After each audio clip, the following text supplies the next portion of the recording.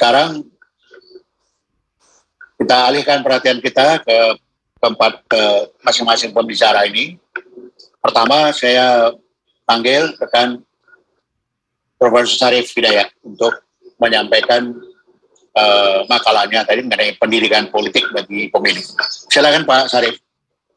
Baik, terima kasih Pak Profesor Ramlan sebagai moderator. Bismillahirrahmanirrahim. Assalamualaikum warahmatullahi wabarakatuh.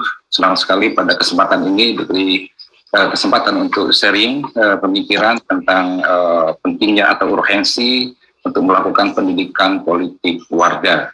Tadi sudah dikemukakan oleh Pak moderator bahwa pemilu adalah merupakan salah satu instrumen penting dalam mewujudkan demokratisasi di berbagai negara, tentunya termasuk di Indonesia.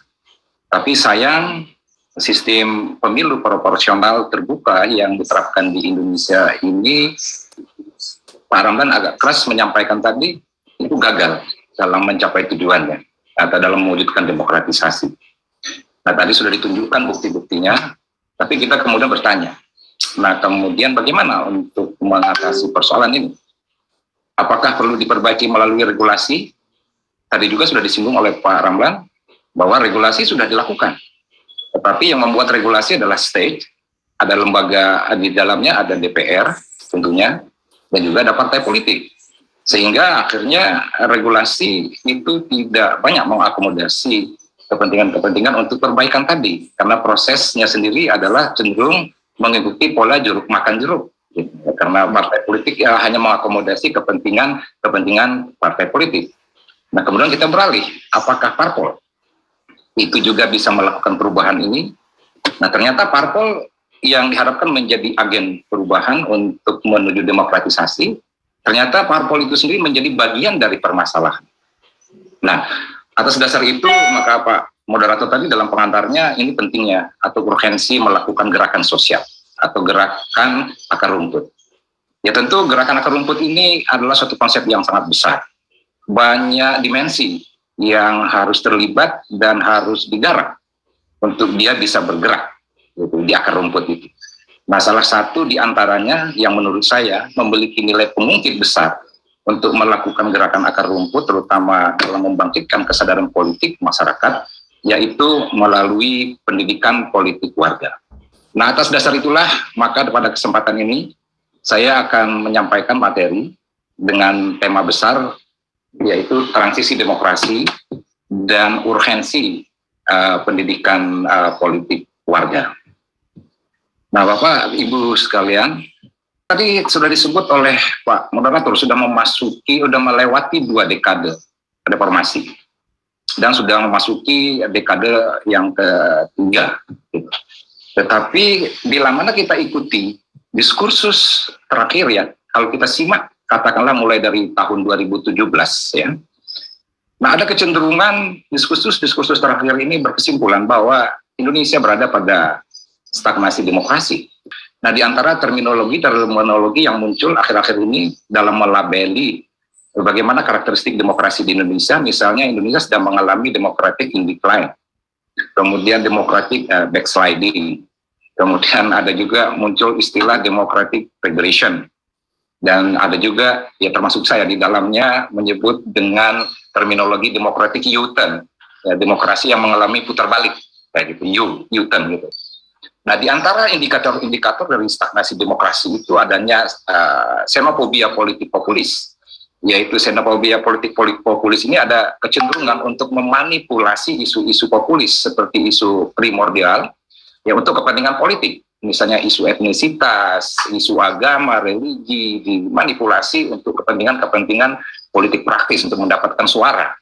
Kemudian adanya penyimpangan regulasi terkait kebebasan sipil dan perlindungan hak asasi manusia. Kemudian ada manipulasi lembaga negara oleh pemerintah untuk kepentingan kekuasaan. Munculnya oligarki partai politik. Tadi juga sudah diulas oleh Pak Ramlan. Kemudian ada persoalan vote minus voice. Ya artinya kalau kita lihat dari angka pemilih ya, itu hampir sebagian besar dari pemilih di Indonesia itu memberikan hak suaranya, vote-nya tinggi, itu di atas 80%.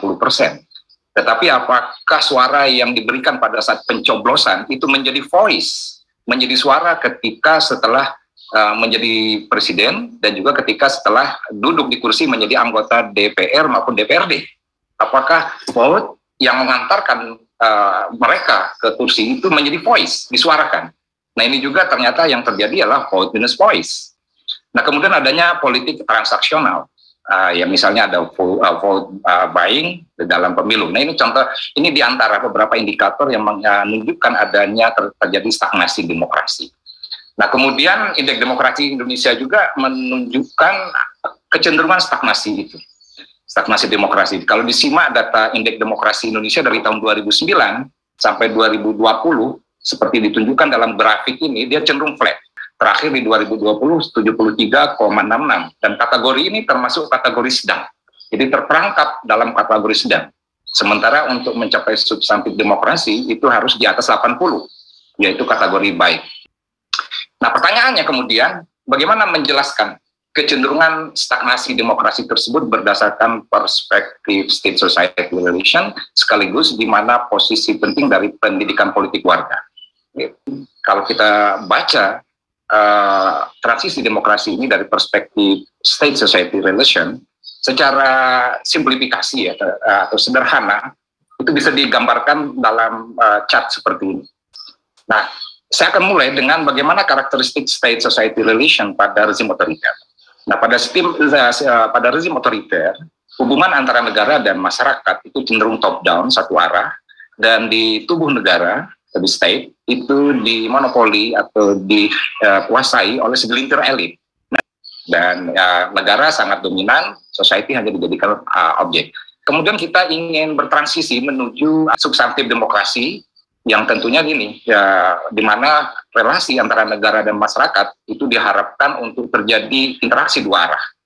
Dan tentunya yang bekerja di sini sudah institusi demokrasi, sehingga tidak lagi digerakkan oleh segelintir elit seperti pada otoritarian ini. Nah, inilah kira-kira harapan, ekspektasi dari transisi. Nah, kita ingin mencapai apa yang disebut dengan konsolidasi demokrasi menuju demokrasi yang substantif. Persoalannya kemudian kita mengalami transisi demokrasi. Jadi transisi demokrasi ada, kalau mengikuti gambar ini, itu adalah hubungan antara state dan society memang sudah terjadi hubungan dua arah. Namun belum hubungan arah panah yang dari sisi society itu belum dalam bentuk panah penuh, masih panah putus-putus. Itu artinya apa? Artinya bahwa dibukanya keran partisipasi masyarakat itu bukan sepenuhnya didasarkan untuk penguatan demokrasi. Makanya dia masih putus-putus di dalam gambar ini. Tetapi lebih didasarkan untuk memenuhi agenda reformasi. Kalau tidak dipenuhi maka akan dituntut dan akan diklaim mengkhianati agenda reformasi. Nah, oleh karenanya terpaksa dibuka pintu atau peluang bagi society untuk partisipasi sehingga terjadi hubungan dua arah. Namun dengan catatan hubungan ini masih putus-putus karena belum didasarkan oleh keinginan untuk penguatan demokrasi tadi. Nah, implikasinya apa? Dengan dibukanya keran atau peluang partisipasi bagi masyarakat, maka masyarakat mulai berperan. Yang berbeda pada periode otoritarian. Namun demikian perlu dicatat bahwa masyarakat yang dimaksud ini bukan dalam arti masyarakat sipil secara umum, tetapi lebih dalam arti direpresentasikan oleh elit masyarakat, segelintir elit masyarakat. Nah, jadi sebenarnya partisipasi masyarakat yang terjadi pada masa transisi ini lebih merefleksikan partisipasi dari elit masyarakat. Sementara pada sisi lain di tubuh state, negara, itu belum bisa juga terbebas sepenuhnya dari otoritarian pada pola lama. Yaitu, artinya di tubuh state sendiri juga kekuasaan masih terkonsentrasi di segelintir elit. Nah, apa konsekuensi dari ini semua? Akhirnya dinamika politik, termasuk demokrasi pada masa transisi, itu lebih diwarnai oleh adanya persekongkolan antara elit massa dan elit penguasa. Nah, atas dasar inilah seharusnya kita memahami bagaimana bias praktik demokrasi termasuk pemilu Ya, mengapa bias itu terjadi? Ya karena memang karakteristik dari relasi state society pada masa transisi itu memang lebih banyak diwarnai adanya persekongkolan antara elit massa dengan elit penguasa. Akhirnya terjadi bias pemilu, akhirnya oligarki partai politik, kesetaraan gender juga menjadi isu besar. Nah, tergantung siapa elit yang berkuasa di tingkat society maupun di tingkat state. Kayak gitu. Nah ini juga persoalan-persoalan mengapa isu-isu kesetaraan gender termasuk kuota 30% untuk anggota DPRD maupun DPR itu sulit untuk dipenuhi gitu. Nah karena persoalan antar elit ini dan adanya politik transaksional ya tentu nih elit society ini bisa saja direpresentasikan oleh tokoh masyarakat, bisa direpresentasikan oleh cukong yang berperan di sini. Dan tentunya elit-elit lainnya gitu. Nah ini yang merepresentasikan society sejauh ini. Maka muncul ada transaksional, vote buying, nah dan lain sebagainya. Nah persoalan transisi inilah yang menjadi tantangan besar harus dikelola. Bila mana transisi ini dikelola dengan baik, ya tentunya dia akan menuju ke arah substantif demokrasi, demokrasi terkonsolidasi seperti yang diharapkan. Tetapi kalau kita gagal mengelola transisi demokrasi ini, maka kemungkinan yang akan terjadi bisa kembali kepada otoritarian. Seperti yang saya tunjukkan pada gambar sebelumnya. Atau lebih parah dari itu, yaitu akan menuju ke pola apa yang disebut dengan personalized governance. Pemerintahan yang personalistik. Jadi ini lebih parah dari otoritarian. Kalau di otoritarian, tadi dalam gambar saya tunjukkan konsentrasi kekuasaan masih berada di segelintir elit. Artinya ada beberapa elit, tidak hanya satu elit. Tetapi kalau personalized government, itu berarti konsentrasi kekuasaan di tubuh state, itu sudah berada di tangan satu orang yang mengendalikan. Nah, ya tentu kita tidak berharap akan menuju ke sana. Atas dasar kenyataan inilah kita sampai kepada betapa pentingnya melakukan pendidikan politik. Nah, pendidikan politik ini dianggap sebagai di Tengarai memiliki daya ungkit yang paling besar di dalam rangka memecah kebuntuan stagnasi demokrasi tadi. Nah, gitu. Ini tentunya ada beberapa argumentasi tentang pentingnya urgensi dari pendidikan politik, yaitu bahwa ya secara umum dikatakan kalau kita ingin meningkatkan pengetahuan masyarakat tentang politik, kesadaran masyarakat tentang politik dan juga untuk demokratisasi, maka satu di antara yang harus dilakukan secara kontinu dan konsisten adalah dengan pendidikan politik. Nah, kemudian apa materi utama dari pendidikan politik itu sendiri? Nah, kalau mengikuti Clark dan Palfer di tahun 2001 ini ada 4 komponen utama yang harus disemai dalam rangka pendidikan politik, yaitu adanya menghargai keragaman daripada keseragaman, akomodatif terhadap pemikiran kritis daripada dogmatis, menegakkan pembagian kekuasaan daripada pemaksaan atau otoriter, dan mengedepankan fleksibilitas daripada kekakuan. Nah, kemudian bagaimana melakukannya? Nah, paling tidak ada kalau mengikuti Adamson ini ya ada 3 tingkatan, yaitu ada tingkatan psychological level. Nah, di sini pertanyaan-pertanyaan yang lebih difokuskan ini antara lain ini apa karakter utama dari kesadaran politik yang dimiliki masyarakat, bagaimana kesadaran politik dikembangkan, dan apa bentuk dari pedagogi yang paling tepat untuk melakukan pendidikan politik.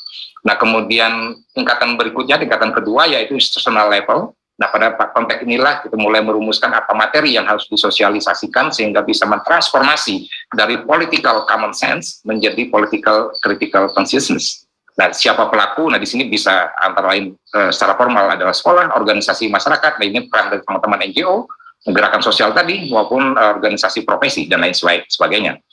Nah, kemudian yang terakhir, yang ketiga, yaitu societal level. Nah, pada konteks inilah, tingkatan inilah dirumuskan bagaimana pendidikan politik harus ditempatkan pada konteks tatanan kelembagaan sosial yang lebih luas, ya.